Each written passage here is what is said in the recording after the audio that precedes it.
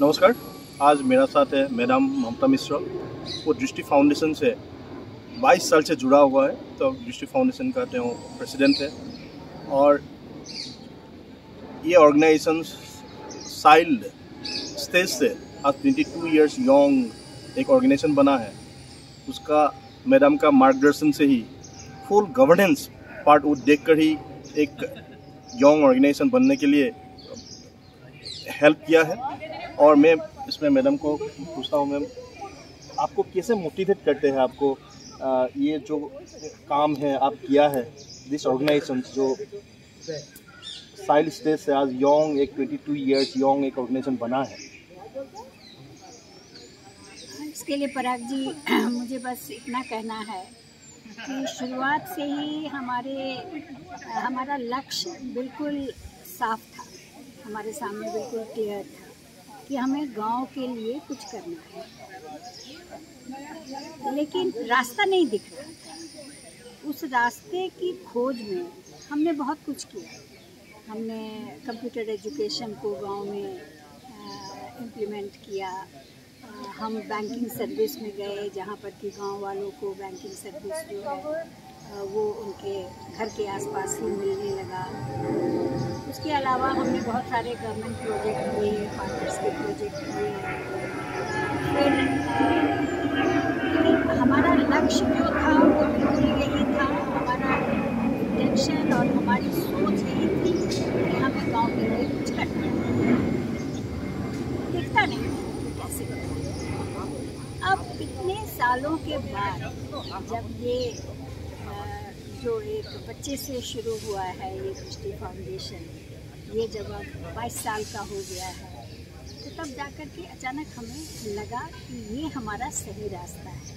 इसी रास्ते से हम गांव के लिए कुछ कर सकते हैं। जब तक कम्युनिटी को हम नहीं जोड़ेंगे, तब तक इंडिविजुअल के प्रोग्रेस से गांव का भला नहीं होगा। तो इसीलिए हम लोग इस स्वावलंबन के प्रोजेक्ट को लेकर के आए हैं और पिछले 1 साल से हम इसको जगह जगह पर इम्प्लीमेंट कर रहे हैं, इस स्वावलंबन के प्रोजेक्ट को। उस पूरे प्रोजेक्ट को हमने एक वाटिका का नाम दिया है, जिसमें अलग अलग पंखुड़ियाँ हैं जो सब मिल कर के एक वाटिका का निर्माण, एक फूल का निर्माण करती है, जिसमें कि गांव की जो उद्यमी महिलाएं हैं उनको हमने अलग अलग तरीके से इसमें लिया है। किसी को हमने ट्रेनर के रूप में लिया है और किसी को हमने उद्यमी के रूप में लिया है। और उसके बाद गांव के और भी जो अलग अलग सेक्टर के लोग हैं उनको हमने इसमें इन्वॉल्व किया है। और गांव की एक समिति बनी है जिसे हम स्वावलंबन समिति कहते हैं, और उनके मार्गदर्शन में हम जो हैं, हमारा प्रयास है कि हमारे प्रयास से स्वावलंबन समिति के मार्गदर्शन में हम लोग गांव के लिए कुछ कर पाए। और अब धीरे धीरे दिखने लगा है कि सूर्योदय हो रहा है। तो मैडम ये जो हो रहा है अभी, जैसे दृष्टि का community connect village by village से लेकर सस्टेनेबल कम्युनिटीज़ का अप्रोच से अभी गांव का जो चेंज आया है, आपको क्या लगता है लास्ट 22 इयर्स में भारतवर्ष का जितना हम लोग दृष्टि का ऑपरेशन एरिया में काम किया है, तो उसका किस टाइप का चेंज आप देखा है? ये चेंज तो सिग्निफिकेंट है। पहले हम टुकड़े टुकड़े में सारी चीज़ों को देखते थे।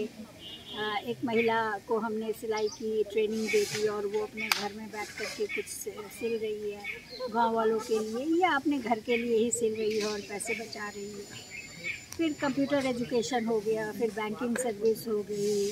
तो ये सब सारी चीज़ें हो रही थी, लेकिन एज अ होल जो किसी भी गांव के विकास का जो असल मंत्र है वो है कि जब तक गांव खुद से नहीं उठ के खड़ा हो तब तक ये विकास नहीं हो सकता। जब आप किसी को कुछ देते हैं तो वो जब तक हाथ नहीं बढ़ाएगा तब तक आपका दिया हुआ नीचे गिर जाएगा।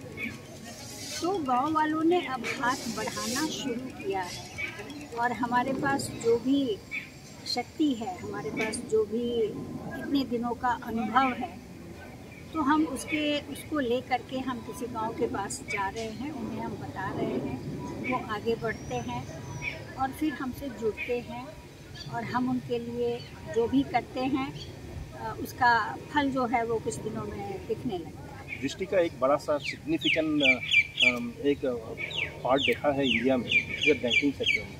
बैंकिंग सेक्टर में जो इम्पैक्ट दृष्टि का थ्रू हुआ है, उसमें बहुत कुछ इकोनॉमिकली गांव का जो लोग का सिस्टम है एक दूसरा एंगल से चला गया है। That's of course very beginning में हम 2006 से ही स्टार्ट किया गया था with state bank of India. अभी दिस ऑलमोस्ट 18 ईयर्स में बैंकिंग सेक्टर ने एक रेवोल्यूशन गांव का लेवल में आया है, तो उसका बारे में आप क्या बताएंगे? ये बैंक गांव के लिए एक तरह का हुआ था। लोग नहीं समझते थे कि ये कितना फ़ायदेमंद है, और लोग अनभिज्ञ थे जिसके लिए, और बैंक इतनी दूर में होते थे गांव से, जो लोगों को एक तो समझ में नहीं आता था, दूसरे उनका इतना मोटिवेशन नहीं होता था कि हम बैंक तक जा कर के अपना खाता खुलवाएं या हम कुछ पैसे अपने फिक्स डिपॉजिट में रखें, जो हमारे पास सरप्लस है उसको हम वहाँ रखें। ये सब उनकी समझ में नहीं आता था। सरकार की स्कीमें भी कुछ हद तक उनके पास नहीं पहुँच पाती थी।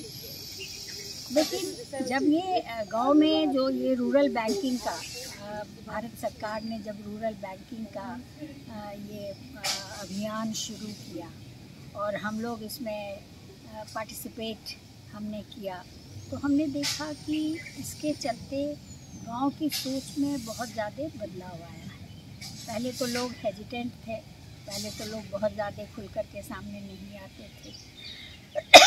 उन्हें बताना पड़ता था, वहाँ पर हमें मेला करना पड़ता था जहाँ बैंक के लोग आते थे, जहाँ बताया जाता था उसके फ़ायदे। लेकिन धीरे धीरे गांव वालों ने समझा कि ये बचत का एक कितना अच्छा तरीका है, जहाँ की उनकी बचत भी वो रख रहे हैं और उनके पैसे ग्रो भी कर रहे हैं। उनके पास अगर सरप्लस पैसे हैं तो वो उसको फिक्स डिपॉजिट में डाल सकते हैं, जिससे कि वो बढ़ता चला जाता है।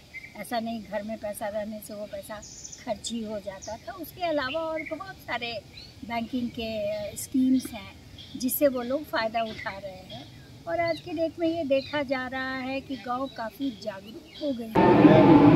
अभी बैंकिंग सेक्टर में जैसे दृष्टि गाँव का महिलाओं का ऊपर काम करते हैं, तो वो लोग को भी एक लेवल का वो लोग को इनकम का एक ज़रिया, सेविंग का एक ज़रिया मिला है उसमें। उसका साथ साथ जैसे दृष्टि अभी स्वावलंबन अप्रोच से गांव का डेवलपमेंट के लिए काम कर रहे हैं। मोस्टली वुमेन का ही यहाँ सेंट्रिक है, तो उसमें आपको आप क्या देख रहे हैं जो गांव का महिला आज 20 साल पहले का जो था, अभी का महिला जो हम लोग का भाटिका एरिया में वो काम कर रहे हैं, वो लोग इनकम कर रहे हैं, उसका एक लेवल का चेंज देखा गया है।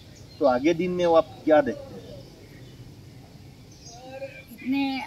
इतने साल के अनुभव में, और जो दृष्टि फाउंडेशन का मेरा 22 साल का अनुभव है, उसमें मैंने बहुत ही ज़्यादा बदलाव देखा है महिलाओं में।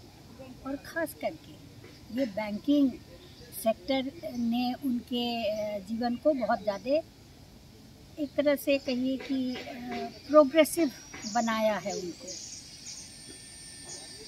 वो अब समझने लगी हैं कि पैसे कहाँ और कैसे खर्च करने चाहिए और कहाँ रखने चाहिए गाढ़े दिनों के लिए। फिर सरकार की कोई स्कीम होती है तो डायरेक्टली उनके अकाउंट में चली जाती है, और जब उनका बैंक में अकाउंट खुलता है तो वो इतना गर्व महसूस करती है।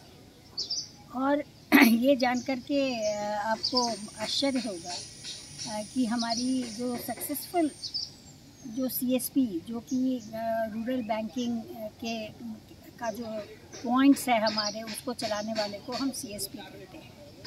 तो बहुत जो सक्सेसफुल CSPs हैं वो महिलाएं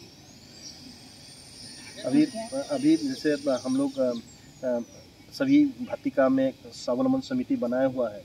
एक स्वावलंबन समिति को एक नेक्स्ट लेवल में उनको लेकर जाने के लिए और एम्पावरमेंट करने के लिए गांव का कंप्लीट और डेवलपमेंट एक्टिविटी वो लोग का थ्रू आगे जाने का सोचा है। इसमें कम्युनिटी सेस का बात शुरू हुआ है, कम्युनिटी सेस का एक्टिविटी गांव भाटिका में किया गया है। आपको क्या लगता है इससे कैसे गांव कितना आगे जा सकता है? अच्छा, आप कम्युनिटी चेस्ट की बात कर रहे हैं, तो हमने इसको सोचा है कि एक तो गांव के लोग एकजुट हो रहे हैं, स्वावलंबन समिति अपना काम कर रही है और महिलाएं जो हैं वो उत्पादन कर रही हैं अलग अलग प्रोडक्ट्स की, और उनको मार्केट भी उनको समझ में आने लगा है। रूरल से अब वो अर्बन मार्केट की ओर बढ़ने के लिए उनके प्रोडक्ट्स की क्वालिटी भी रेडी है और वो भी रेडी हैं। उसके अलावा जो ट्रेनिंग है उसका स्तर धीरे धीरे जो वानी ट्रेनिंग करती है, फिर हमारा वहाँ सप्लाई चेन है, फिर हमारा वहाँ पर एक तो ये वैभवी हो गई, वानी हो गई, स्वावलंबन समिति हो गया, और धावक है जो कि गांव का ही एक कोई बहुत ही इनोवेटिव कोई बच्चा है, लड़का है, जो कि उस सामान को डिलीवर कर रहा है दूसरे गाँव में और दूसरे जगह में उनके सामान को डिलीवर कर रहा है और उनके ज़रूरत की चीज़ें वहाँ से ला रहा है। ये 2 वे हमारा जो सप्लाई चेन है वो 2 वे चल रहा है। जो गांव से बाहर जा रहा है गांव का प्रोडक्ट और उनकी ज़रूरत की चीज़ें बाहर से आ रही हैं। उसके अलावा हमने बार्टर का एक नया कॉन्सेप्ट, आप लोगों को पता होगा कि बहुत पुराने ज़माने में जो पैसे का चलन नहीं था, उस समय में ये बार्टर ही जो था वो लोगों के खरीद फरोख्त का ज़रिया था। इनफैक्ट मैंने अपने लाइफ टाइम में अपने गांव में मैंने देखा है कि लेडीज़ सब्ज़ी लेके आती थी और उसके बदले में धान के बदले में वो सब्ज़ी देती थी, जिसका जितना दाम होता था किसी को बराबर पर दे देती थी, किसी का के लिए 2 बार धान देती थी और किसी का एक धान के बदले में 2 बार वो लोग देती थी। वो दाम के अनुसार से होता था। तो बार्टर जो है वो उनके लिए बहुत ही आसान हो जाता है क्योंकि रेडी कैश उनके पास नहीं होता है। उनके घर में कुछ एक्स्ट्रा अनाज होता है जो उनके खेतों में उगता है, जिसके बदले में वो ज़रूरत की वो चीज़ें ले सकती हैं, जिसके लिए पहले उनको अनाज बेचना पड़ेगा, फिर उनके पास पैसे आएंगे और फिर वो चीज़ खरीदेंगे। अभी वो डायरेक्टली वो चीज़ जो है वो अपने अनाज से खरीद सकते हैं, जो कि उनके यहाँ नहीं हो रहा है। उसके अलावा आपको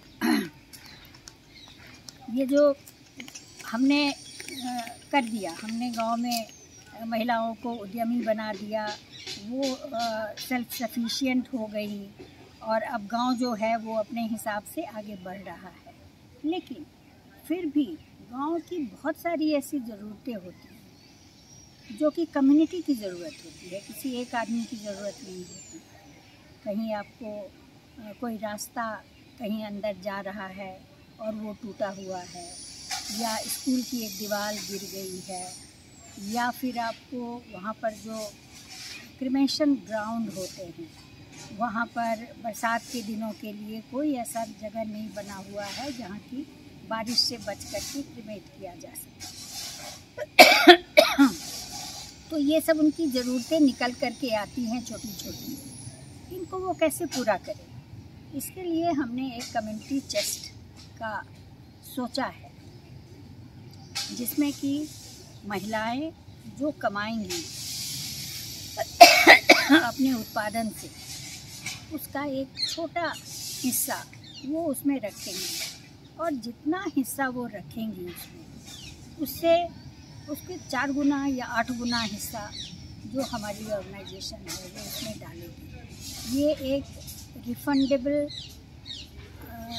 सपोर्ट की तरह होगा, मॉनेटरी सपोर्ट की तरह होगा, जिससे कि वो अपना काम करे और फिर ये उनकी जिम्मेदारी होगी कि वो किस तरह से किसी ऐसे काम को कर रहे हैं, डेवलपमेंट ला रहे हैं जिससे कि पूरे गांव का भला हो रहा है, उससे वो कैसे पैसा उनका बचता है और कैसे वो फिर उसको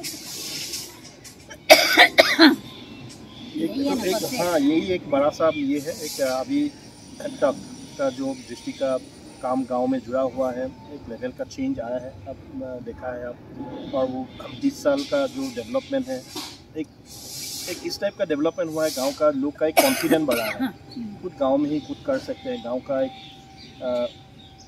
अर्थनीति जो इकोनॉमी है वो लोग खुद ही डेवलप करा सकते हैं, गांव का जो माइग्रेशन है वो माइग्रेशन कम हो सकता है, बस कम हुआ है, बहुत किसी ने सोच रहा है गाँव में ही उन लोग का लाइवलीहुड अर्न कर सकते हैं। नहीं, ये तो बिल्कुल ही दिखता है।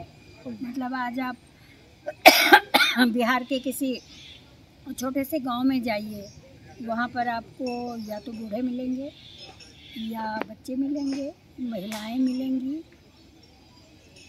तो जो कमाने वाले लोग हैं वो सब बाहर कमाने लगे, और बाहर वो किस हालत में रह कर के कमाई कर रहे हैं, 5,000 6,000 रुपया या 10,000 भी अगर कमा रहे हैं, तो स्लम्स जो बड़े शहर हैं उनमें स्लम्स बढ़ते जा रहे हैं, और गांव में चूँकि मजदूर नहीं है इसीलिए गांव की खेती जो है, एग्रीकल्चर जो है वो गिरती चली जा रही है। तो अगर वो बाहर जाके 10,000 कमा रहे हैं, अपना खर्चा कर रहे हैं, बहुत ही बुरी परिस्थिति में रह रहे हैं और गांव को पैसा भेज रहे हैं।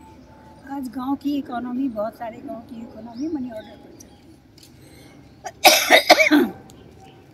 तो इसको अगर गांव में ही रोज़गार उनको मिलता है तो वो बाहर नहीं जाएंगे।